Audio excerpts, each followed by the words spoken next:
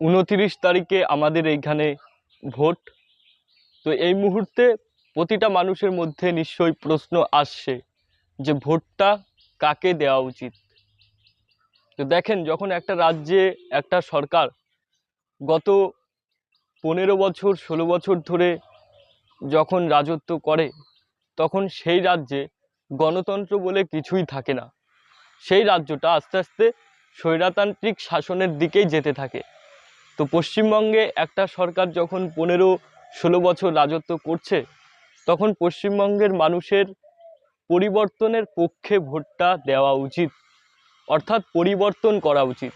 যদি পরিবর্তন হয় তবে এই রাজ্যের পরিস্থিতি কিছুটা হলেও বদলাবে। তো এই জন্য পরিবর্তনের পক্ষে ভোটটা দেওয়া উচিত। তো এখন আপনারা বলতে পারেন যে আগে এই সরকারটা তো অনেক ভালো, সে ভালো খারাপ সেটা পরের বিষয়, কিন্তু আপনারা তো পরিবর্তন করবেন সরকারকে না। যদি আপনারা পরিবর্তন না করেন তবে তো সরকার ভাববে যে আমি অন্যায় করে যাব, যুগের পর যুগ ধরে অন্যায় করে যাব, অপশাসন করে যাব, তবুও আমাকে পশ্চিমবঙ্গের মানুষ ভোট দেবে।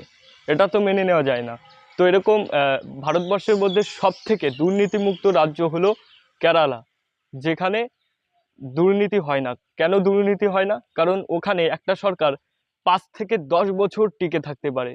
কারণ কেরালার মানুষ জানে যে নেতামন্ত্রীদের কখনোই আশকারা দিতে নেই। নেতামন্ত্রীদের বেশি আশকারা দিলে তারা পেয়ে বসে এবং জনগণের টাকা মেরে তাদের নিজেদের জীবনযাপন করে।